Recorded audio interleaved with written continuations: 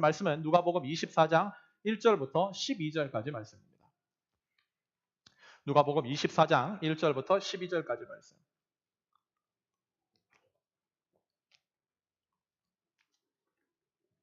우리 다 찾으셨으면 한 자리에서 일어나서 하나님 말씀 받들어 보도록 할게요.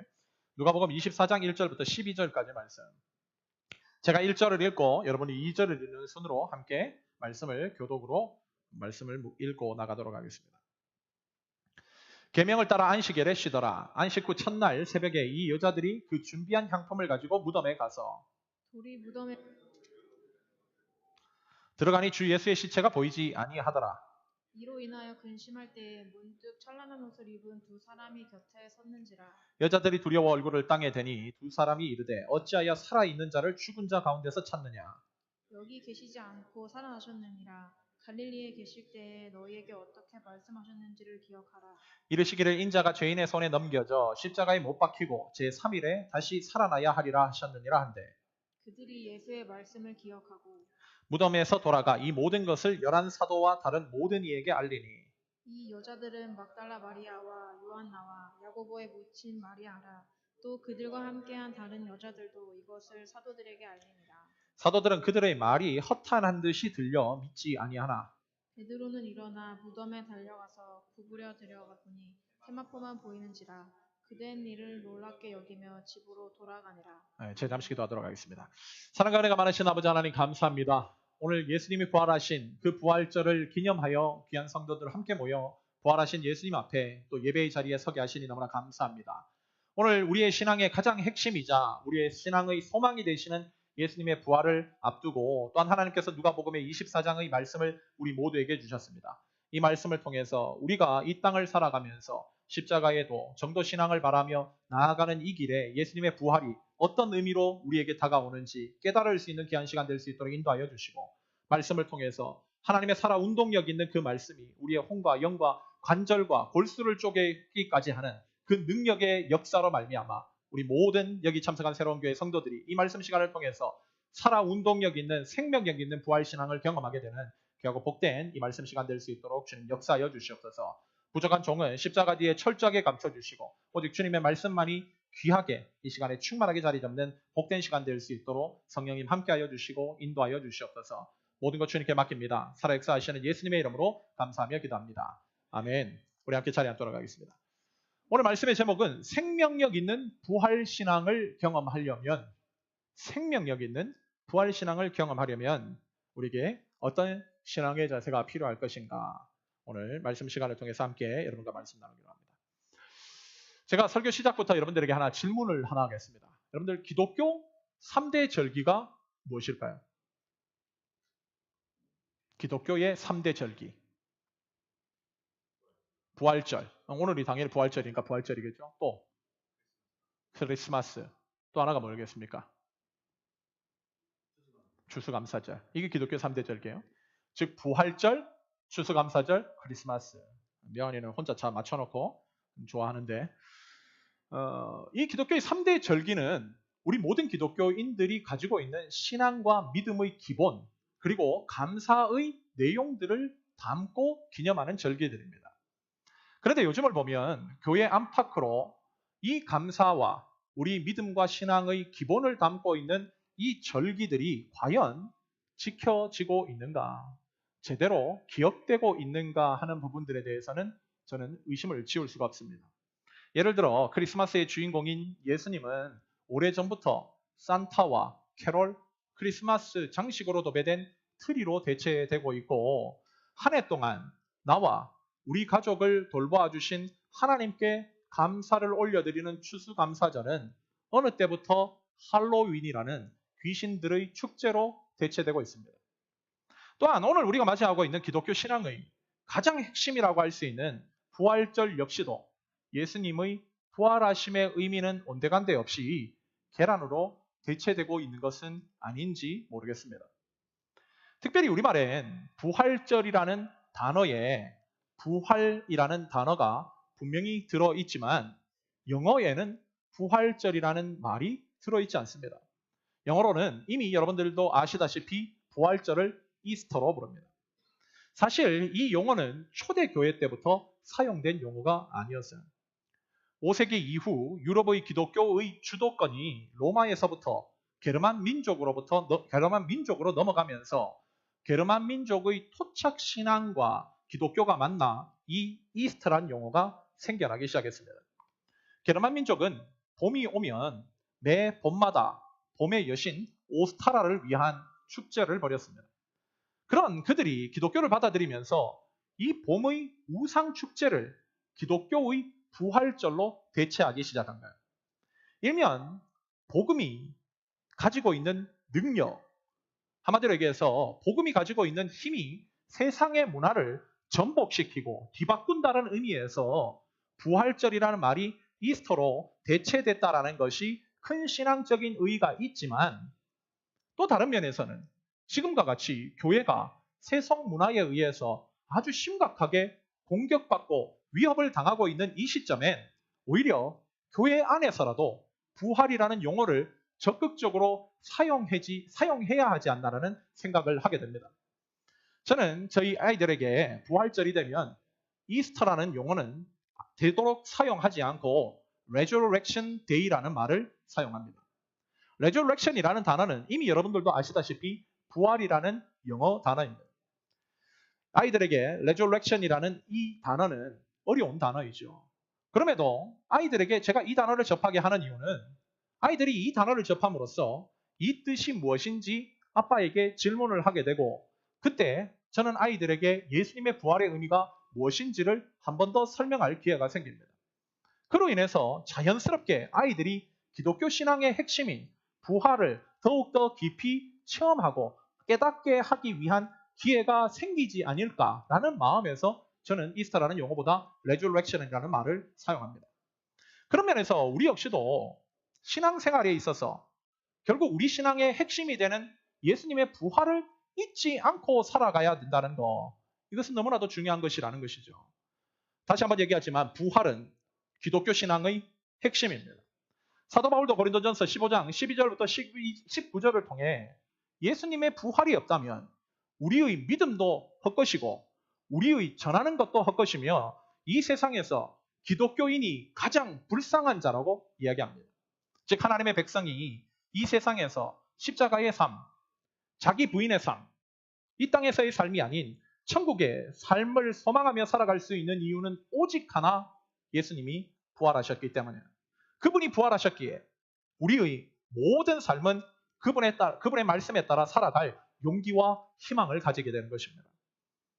그러기에 오늘 우리가 부활절을 맞이하여서 다시 한번 가슴 깊이 새겨야 할 내용이 있다면 그것은 두말할 것 없이 예수님의 부활입니다. 예수님은 죽음을 이기시고 부활하셨습니다. 이것은 분명한 사실이고 우리 믿음의 핵심입니다. 그리고 이 믿음을 우리가 견고히 하고 있을 때에만 우리도 예수님처럼 마지막 날 부활하게 될 것입니다. 이것이 오늘 부활절을 맞이하여서 우리 그리스도인들 모두가 가슴 깊이 새겨야 할 신앙의 핵심 내용입니다. 오늘 우리가 읽은 본문은 예수님이 부활하신 부활의 당일날의 일정을 소개하고 있어요. 오늘 본문 1절을 보면 예수님의 부활 시점이 안식 후 첫날이라고 밝힙니다. 안식 후 첫날이라는 것은 우리 시간으로 주일을 의미합니다. 즉 주일 새벽에 예수님의 제자들이 아닌 이름 모를 여인들에 의해서 가장 먼저 예수님의 부활이 즉 보여졌다는 거예요. 특별히 여기 등장하는 이름 모를 여인들, 이 여인들은 누가복음 23장 55절에 의하면 갈릴리에서부터 예수님을 따라온 여인들로서 오늘 본문 10절에 의하면 그 여인들의 이름이 막달라 마리아, 또한 요한나, 즉 이 여인은 헤롯의 청지기 구한나의 아내라고 소개됩니다. 그리고 야고보의 모친 마리아, 그리고 또 다른 여인들이었다고 밝히고 있어요. 이틀 전 금요일 예수님은 인간이 만들어낸 가장 흉악한 사형 방법이라고 일컫는 십자가 처형을 당하셨습니다. 십자가는 로마 최고의 형벌로서 인간을 나무에 매달아 인간의 피와 진액을 몸으로부터 다 빠져나오게 하여 말라 죽게 하는 잔인한 형벌이에요. 십자가형에 처해지는 죄수는 십자가에 달리기 전부터 동물의 뼈가 박힌 여러 가닥의 채찍으로 적게는 수십 차례, 많게는 수백 차례 채찍질을 당합니다. 그 채찍에 맞은 죄수는 자신의 살점과 핏줄 그리고 근육이 너덜너덜해진 정도가 된 채 십자가에 매달리게 됩니다. 예수님은 로마 군병들에 의해서 이 채찍질을 무지막이 당하셨습니다. 그뿐만 아니라 머리에는 조롱과 멸시의 가시 면류관이 씌워져 피가 얼굴에 세수하듯이 쏟아지셨어요. 손과 발에는 대못이 박혀서 십자가에 매달리십니다. 성경 기록에 의하면 예수님은 아침 9시에 이 십자가형에 달리셨고 그날 오후 3시에 운명하십니다. 마태복음에 의하면 예수님이 운명하시자마자 지진이 나고 바위들이 터지는 기이한 일이 발생했고 마가복음에 의하면 그 모습을 본 로마 백부장이 이 사람은 정녕 하나님의 아들이었다라고 고백까지 합니다. 한편 모세 율법에 의하면 나무에 매달려 죽은 사람은 그날 그 즉시 매장을 하도록 기록되어 있어요. 금요일 해질 때부터 안식일이 시작되기 때문에 사람들은 서둘러 예수님의 장례를 치르기 시작합니다. 복음서에 하면 특별히 예수님의 장례엔 두 사람의 도움이 컸다라고 얘기하고 있어요. 하나는 아리마대 사람 요셉이라는 사람으로서 이 사람은 평소 예수님을 존경해왔고 하나님을 사모하던 사람입니다. 그런 예수님이 돌아가시자마자 곧바로 자신들의 가족의 묘로 준비해 놓았던 동굴 묘자리를 예수님께 기꺼이 내드립니다. 또한 요한복음을 보면 예수님을 밤에 찾아왔던 산헤드린 의원 니고데모도 적극적으로 나서 예수님의 장례를 도와요. 그는 예수님이 돌아가셨다는 소식을 듣자마자 달려와선 그분의 시신에 향품을 부어드렸는데 요한복음의 기록에 의하면 그 향품의 양이 왕의 장례식 수준이었음을 우리가 알게 됩니다. 즉 니고데모는 예수님이 왕이라고 믿고 왕의 수준에서 장례를 치러 드렸다는 거예요. 그리고 예수님의 시신이 안치된 무덤은 장정 몇 사람이 달라붙어야만 움직일 수 있는 큰 돌로 무덤이 막혀집니다. 한마디로 얘기해서 만약 아리마대 사람 요셉 그리고 산헤드린 의원 니고데모의 헌신이 없었더라면 예수님의 시신은 당시 십자가형 집행 후 시신을 돌볼 사람들이 없는 시신은 십자가 뒤 쓰레기 소각장에 버려지듯이 예수님도 그렇게 버려지고 말았을 것입니다. 한편 서둘러 예수님의 장례가 치러진 것을 확인한 여인들은 예수님의 장례가 아무 일도 하면 안 되는 안식일 전에 이루어진 것이기 때문에 너무나도 급하게 치러졌고 예수님의 장례가 그렇게 끝나서는 안 된다라는 큰 상심에 휩싸였던 것 같아요. 그렇게 오늘 본문을 보면 그 여인들은 안식일이 지나자마자 주일 새벽에 예수님의 무덤을 찾아 지난 금요일 너무나도 급하게 끝내버린 예수님의 장례를 제대로 치러드리기 위해서 자신들이 준비한 향품을 가지고 새벽부터 무덤을 찾은 것입니다. 그런데 오늘 본문 2절을 보면 이 여인들이 무덤에 도착했을 때에 무덤을 막고 있던 돌은 이미 옮겨져 있었어요. 그리고 그 무덤 안은 텅 비어 있었습니다. 이 여인들은 이 상황을 보고도 이 일이 어떻게 된 일인지를 깨닫지를 못합니다. 오늘 보면 4절 들어보면 이 여인들은 이 일로 인해서 근심하게 되었다라고 성경은 기록해요. 특별히 여기 근심하다에 사용된 헬러 아포레이스다이라는 말은 근심하다라는 의미보다는 당황하다라는 의미입니다. 즉 이 여인들은 무덤 안에 반드시 있어야 할 예수님이 시신이 왜 없는지에 대해 심히 당황했다는 거예요. 다시 말해 이들은 지금 예수님이 부활하신 장소에서 예수님의 부활에 대해서 전혀 상상치도 못하고 있었다는 것입니다. 이렇게 심히 당황해하는 여인들을 향해 하나님께서 보내신 천사들이 등장했어요.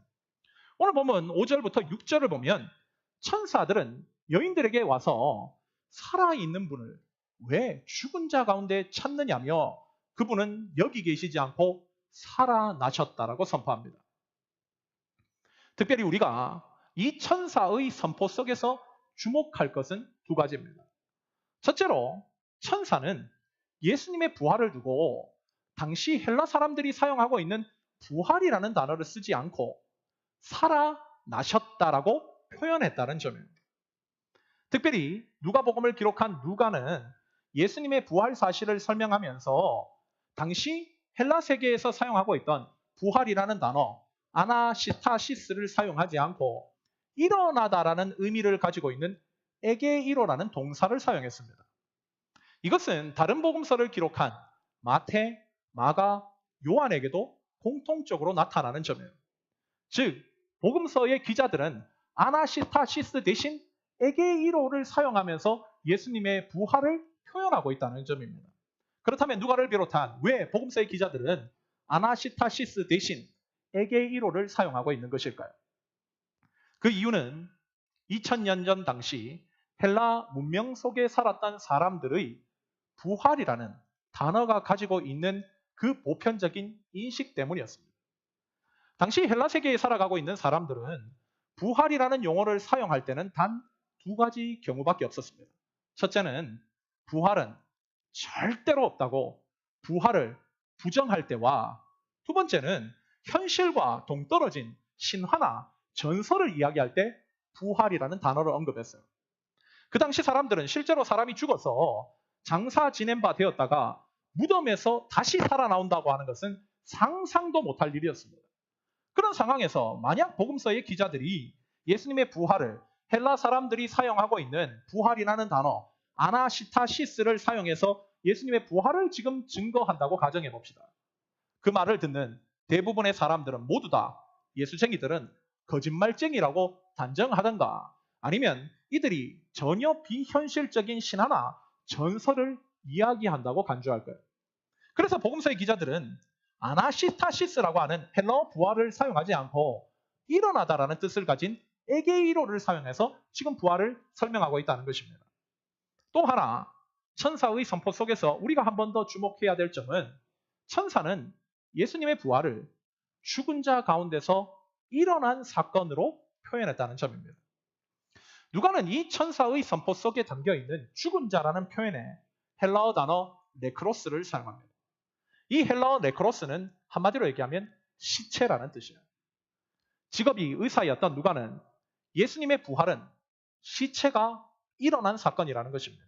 다시 말해 예수님의 부활은 허탄한 거짓말도 아니고 허황된 전설도 아니며 혹 예수님이 일시적인 가사 상태에 빠져 있다가 의식을 회복한 사건이 아니라 실제로 예수님이 돌아가시고 실제로 예수님이 시신이 되셨다가 실제로 시신의 상태에서 예수님이 일어난 사건이 부활 사건임을 그 누구도 오해할 수 없도록 정확하게 표현하기 위함이었다는 거예요.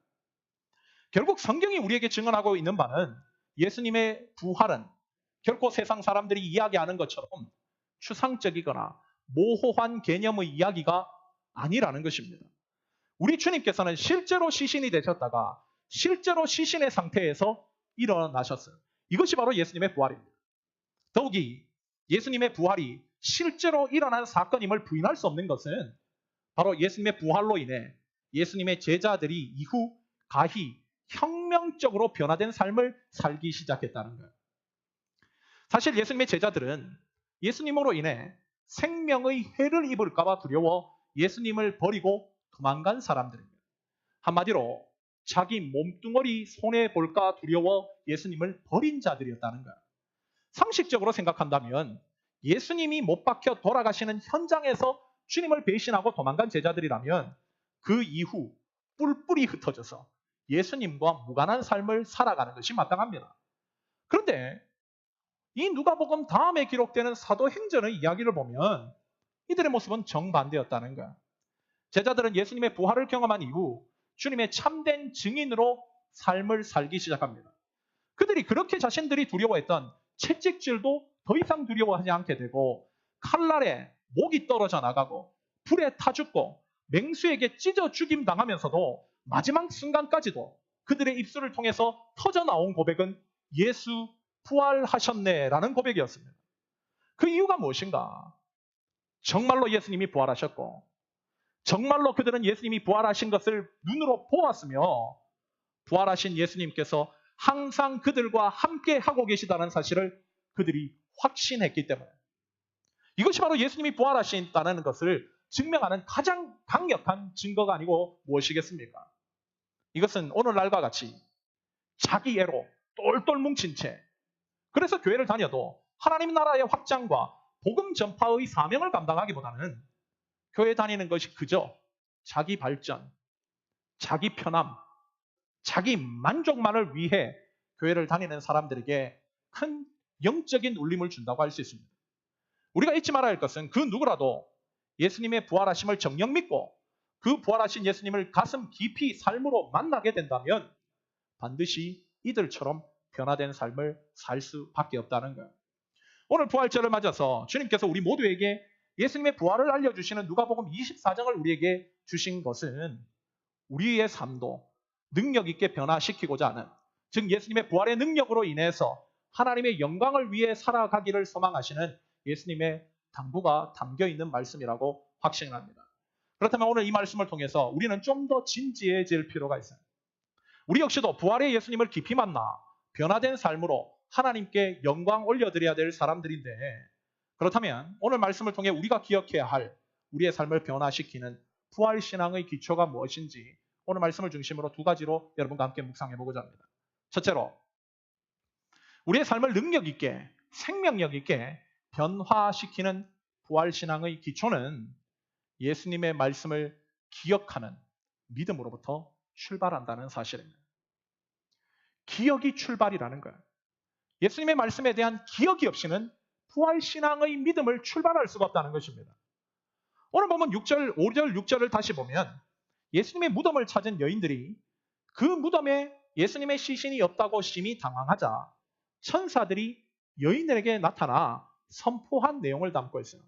오늘 보면 5절과 6절입니다. 특별히 두 절이니까요. 5절을 형제분들이 읽고 6절을 자매분들이 읽으면서 이 말씀 함께 읽도록 하겠습니다. 5절 우리 형제분들부터 말씀 읽도록 하겠습니다. 시작.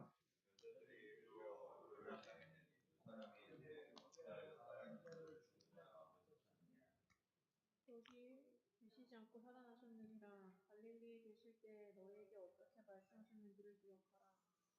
자매들은 연합이 안 됩니까? 천사들이 심히 당황해하고 있는 여인들에게 왜 산자를 죽은 자 가운데서 찾는지를 묻고 그 다음에 바로 하신 말씀이 뭔가? 예수님께서 갈릴리에서 하신 말씀을 기억하라고 주문했어요. 여러분, 예수님께서 갈릴리에 하신 말씀이 뭔가? 특별히 누가복음 9장 22절을 보면 이르시되 인자가 많은 고난을 받고 장로들과 대제사장들과 서기관들에게 버림받아 죽임을 당하고 제3일에 사야나야 하리라라는 말씀이었습니다. 즉 예수님께서 갈릴리에서 하신 말씀은 예수님 당신이 죄인들에게 손에 넘겨지고 십자가에 못 박히고 죽은 지 3일 만에 반드시 부활한다는 내용이었어요. 천사들은 제일 먼저 심히 당황해하고 있는 여인들에게 이 말씀을 기억할 것을 촉구했다는 거예요. 즉 부활신앙의 기초가 뭔가? 바로 주님의 말씀에 대한 기억이라는 것입니다. 특별히 누가복음을 보면 다른 복음서보다 누가는 기억이라는 모티브를 계속해서 강조합니다. 누가는 누가 예수님의 제자인가? 바로 주님의 말씀을 기억하는 자들이 예수님의 제자라는 거예요. 누가복음 속에서 예수님은 천국에 이미 간 아브라함과 나사로의 비유를 드시면서 예수님이 말씀하시는 천국과 지옥의 실상을 항상 기억할 것을 말씀해요. 또 하나님 말씀에 불순종하여 소돔 땅에 대한 미련을 못 버리다가 소금 기둥이 되고 말았던 롯의 처의 이야기를 예수님은 기억할 것을 촉구합니다. 거기에 더해 오늘 말씀에 부활 소식을 전하는 천사들의 입술을 통해서 갈릴리에서 하신 예수님의 말씀을 기억하라고 명령하세요. 즉 예수님을 따르는 신앙, 우리의 삶을 변화시키는 부활신앙의 기초가 무엇인가? 바로 예수님 말씀에 대한 기억이라는 것입니다. 결국 이 여인들은 이 천사의 이야기를 듣고 오늘 본문 8절을 보면 그들이 예수님의 말씀을 기억했다라고 말씀은 선포합니다. 즉 주님의 말씀에 대한 기억 덕분에, 예수님의 말씀에 대한 기억 때문에, 그 기억으로 인해서 이 여인들의 삶은 이후 180도 변화된 삶을 살기 시작했다는 거예요. 그렇다면 우리 역시도 여기서 굉장히 중요한 신앙의 포인트를 발견하게 됩니다. 그 어떤 신앙이라도 그 신앙이 성숙하고 예수님을 닮는 장성한 분량에 이르기 위해서는 결국 주님의 말씀에 대한 기억이 필수적입니다. 여러분, 이것은 너무나 당연한 일이죠. 한번 생각해 보십시오. 어떻게 예수님이 제자로 살아가겠다는 사람이, 아니 정도 신앙을 통한 거룩한 영향력을 꿈꾸겠다고 하는 사람들이 예수님 말씀에 대한 기억 없이 그 엄청난 삶을 살 수 있을까요?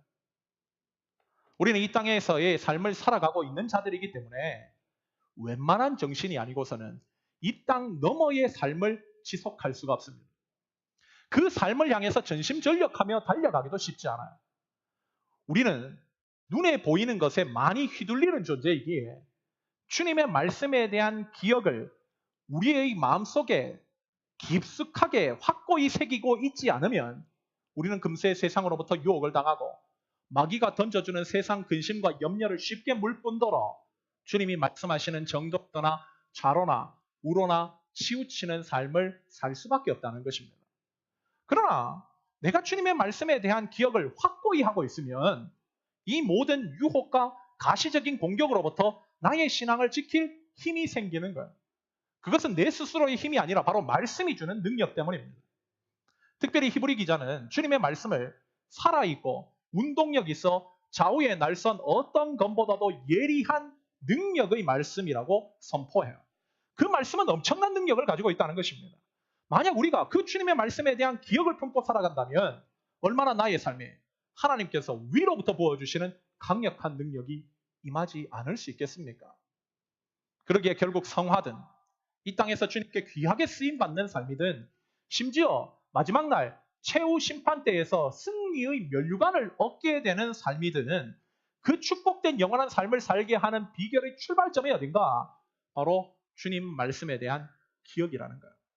그러기에 우리는 이 부활절을 맞아서 이렇게 우리에게 당부하고 계시는 주님의 말씀을 듣고 이제는 하나님의 말씀을 묵상할 뿐만 아니라 말씀을 지속적으로 암송할 필요도 있다는 사실을 깨닫게 돼요. 예전에 저쪽 교회에 있었을 때는 우리 리더들이 거의 매주마다 말씀 숙제를 하고 또 말씀 숙제를 하려고 하는 의지들이 있어서 차에도 그 주에 외워야 될 말씀 붙이고 다니고 컴퓨터에도 직장에서 붙이고 다니고 이런 열정이 있었습니다.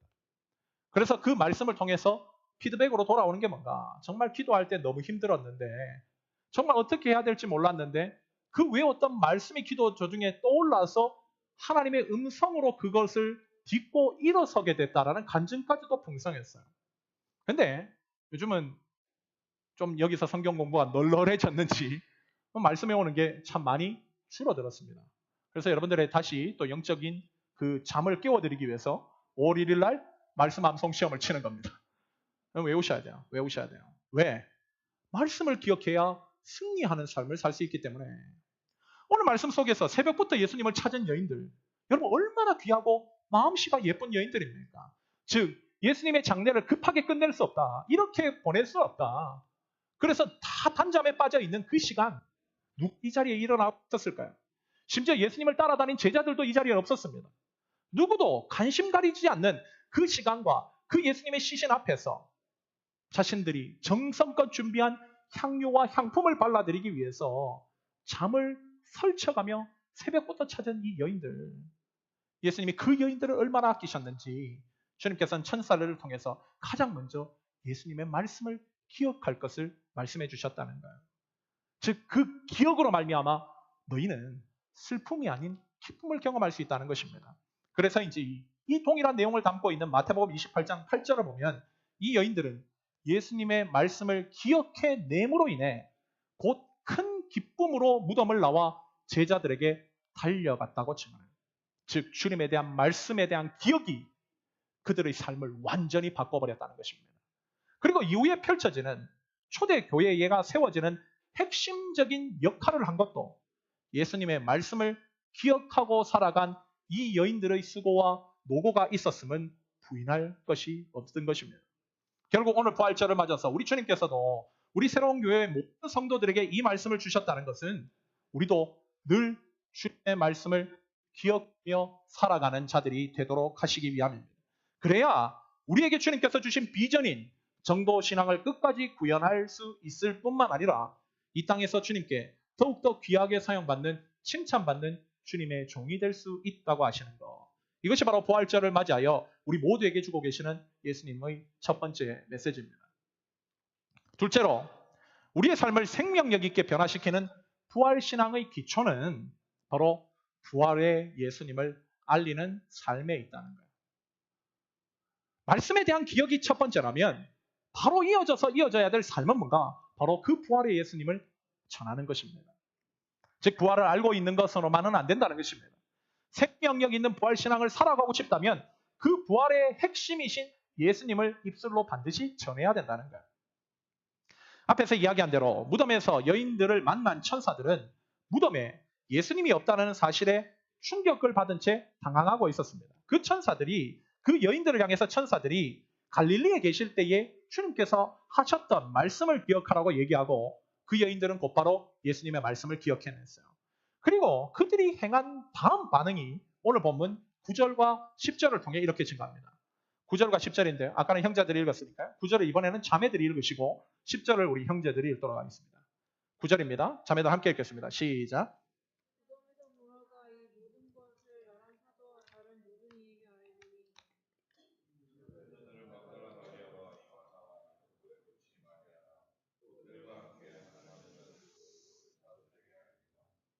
여인들은 천사들의 요청에 따라서 주님의 말씀을 기억해냈고 그 즉시 자신들의 처소로 돌아가 여기서 일어난 모든 사실을 알리기 시작했다는 거예요. 즉 알렸다라는 부분들이 두 번이나 강조되어 있습니다.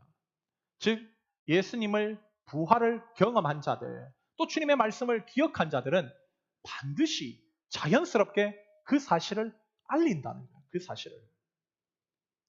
특별히 문제는 이 여인들이 알린 이야기를 듣고 예수님의 제자들은 어떤 반응을 보였는지 오늘 본문 11절이 이렇게 증거해요. 제가 읽겠습니다. 사도들은 그들의 말이 허탄한 듯이 들려 믿지 아니했다.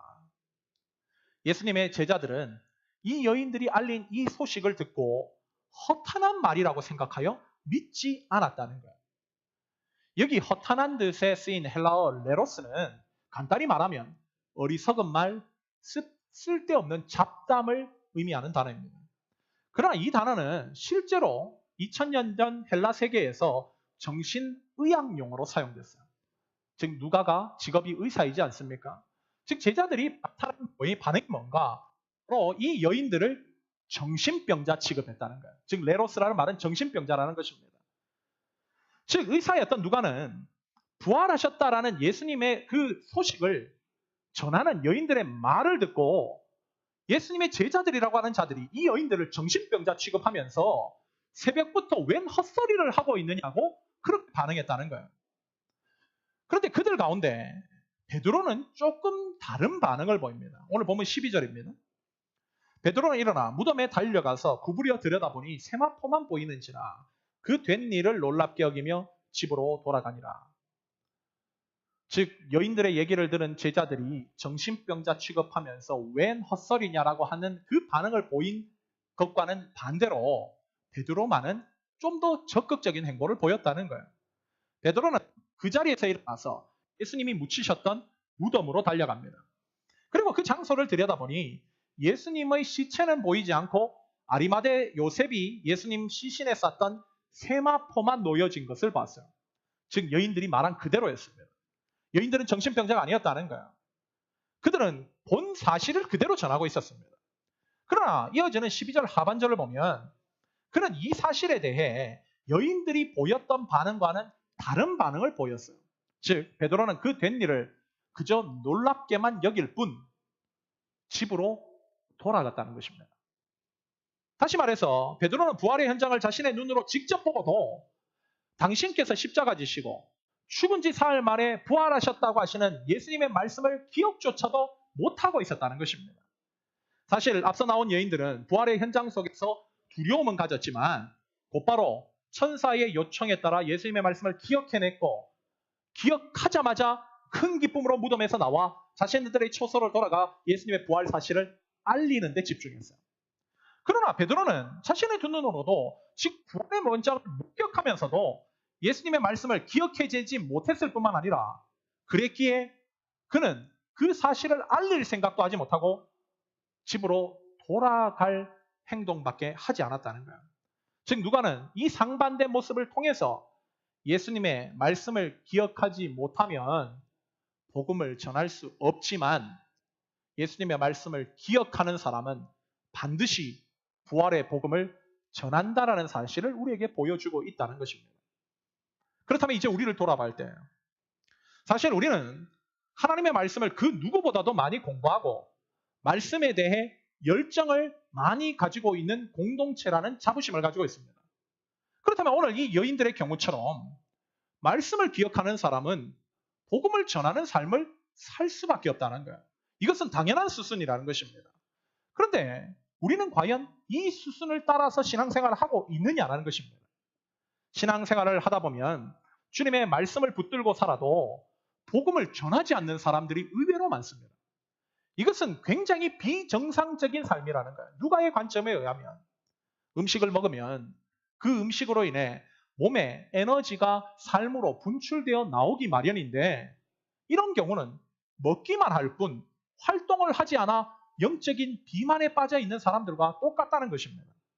더 큰 문제는 이런 삶을 지속하면 한때 뜨거웠던 신앙도 반드시 식을 수밖에 없어요. 이번 주 성경 공부의 주제가 전도였지 않습니까? 그때도 설명했지만 많은 사람들이 간증을 할 때도 은혜를 받았다라는 것만 강조할 뿐 받은 은혜를 어떻게 삶으로 흘려보내고 있는지에 대해서는 관심이 없는 경우가 많습니다. 그러나 문제는 이 세상의 어떤 신앙인이든 주님으로부터 받은 은혜를 주변에 나누고 흘려보내는 일을 소홀히 하면 아무리 뜨거웠던 신앙인도 식을 수밖에 없다는 거예요. 처음 은혜를 받은 사람은 입술로 다른 사람들에게 본인이 받은 은혜를 나누고 싶어 안달입니다.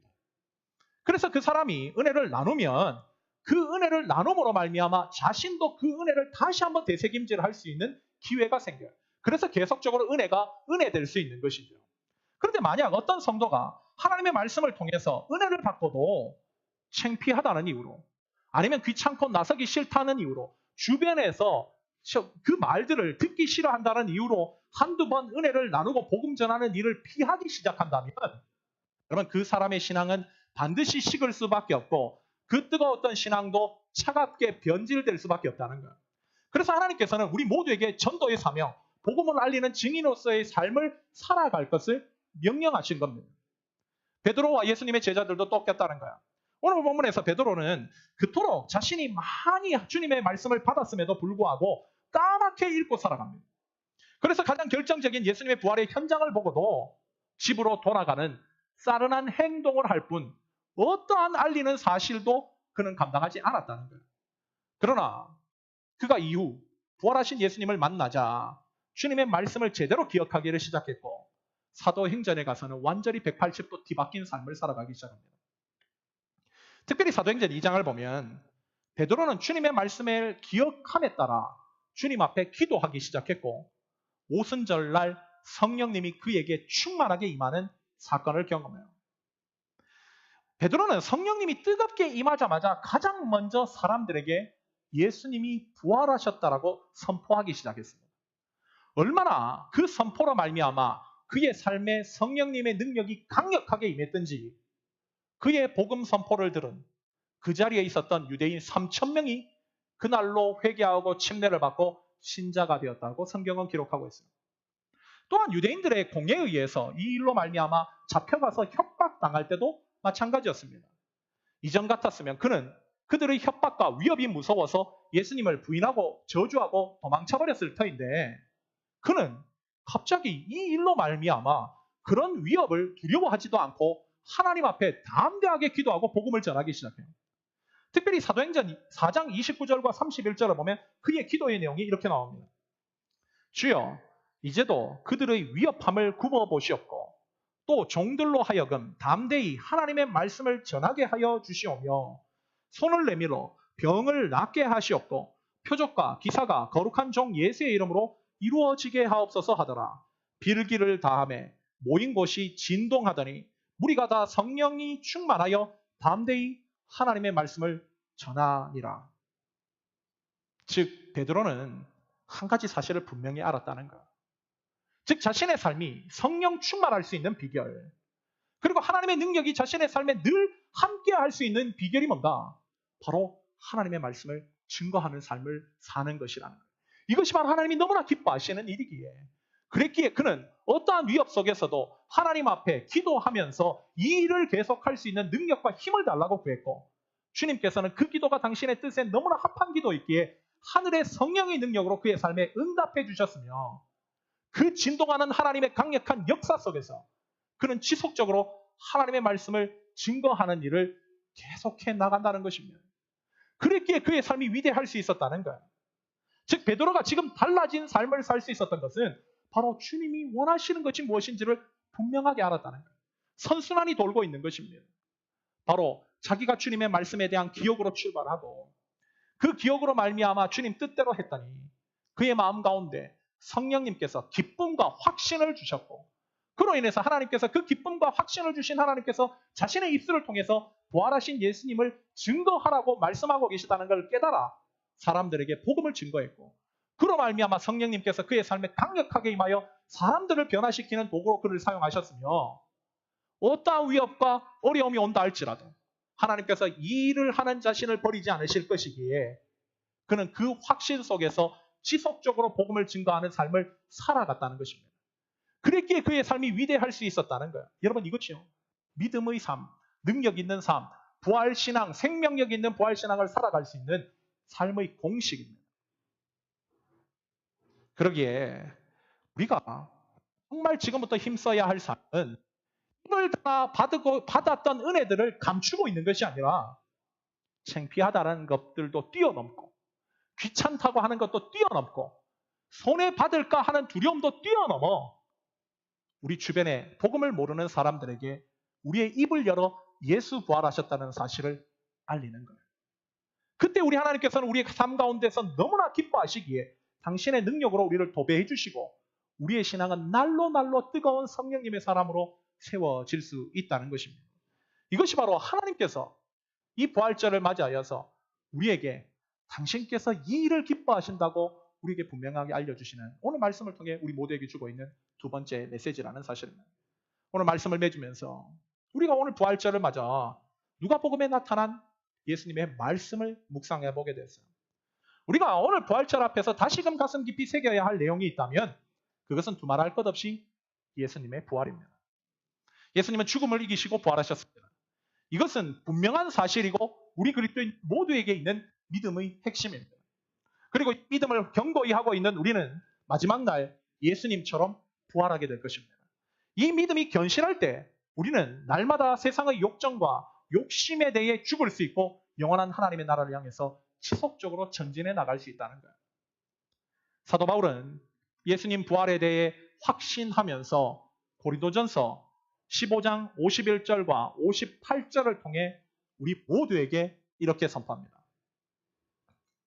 보라, 내가 너희에게 비밀을 말하노니 우리가 다 잠잘 것이 아니요 마지막 나팔이 순식간에 호련히 다 변화되리니 나팔 소리가 나며 죽은 자들이 썩지 아니할 것으로 다시 살아나고 우리도 변화되리라. 이 썩을 것이 반드시 썩지 아니할 것을 입겠고 이 죽을 것이 죽지 아니함을 입으리로다. 이 썩을 것이 썩지 아니함을 입고 이 죽을 것이 죽지 아니함을 입을 때는 사망을 삼키고 이기리라고 기록된 말씀이 이루어지리라. 사망아 너의 승리가 어디 있느냐? 사망아 내가 쏘는 것이 어디 있느냐? 사망이 쏘는 것은 죄요 죄의 권능은 율법이라. 우리 주 예수 그리스도로 말미암아 우리에게 승리를 주시는 하나님께 감사하노니 그러므로 내 사랑하는 형제들아 견실하며 흔들리지 말며 항상 주의 일에 대해 더욱 힘쓰는 자들이 되라. 이는 너희 수고가 주 안에서 헛되지 않은 줄 알미라. 즉 사도 바울은 우리 그리스도인들에게 남은 것이 무엇인가? 부활은 너무나도 명백한 사실이기에, 부활은 반드시 일어날 역사적인 현실이기에 더욱더 견실하고 흔들리지 말며 항상 주의 일에 힘쓰는 자들이 되라는 것, 이것을 기억하고 살아가기를 원하는 것이 바로 노사도인 사도 바울의 당부이자 고백이었습니다. 이제 우리에게 남은 것은 이 주님이 부활하신 사건, 이 주님의 말씀을 가슴 깊이 기억하며 살아가는 거예요. 그리고 그 말씀을 기억할 뿐만 아니라 부활하신 사건이 너무나도 명백한 사건이기에 그 부활하신 예수님께서 원하시는 그 복음을 우리 주변의 사람들에게 전하는 삶을 살아갈 것입니다. 그리고 이 사건은, 이 일은 하나님께서도 너무나 기뻐하시는 일이기에 하나님께서는 우리의 삶을 그냥 두시지 않고 성령님의 능력으로 우리의 삶에 도배시켜 주실 뿐만 아니라 우리는 그 살아 역사하시는 주님과의 체험적인 신앙으로 날로 주님의 예수님의 장성한 분량까지 이르는 그런 거룩한 모습으로 승화되게 될 것입니다. 오늘 참석한 모든 우리 새로운 교회 성도들이 이 부활의 메시지를 기억하고 삶으로 주님 앞에 헌신하고 순종하는 복된 성도들 되시기를 예수님의 이름으로 간절히 축원합니다. 다 같이 기도하도록 하겠습니다.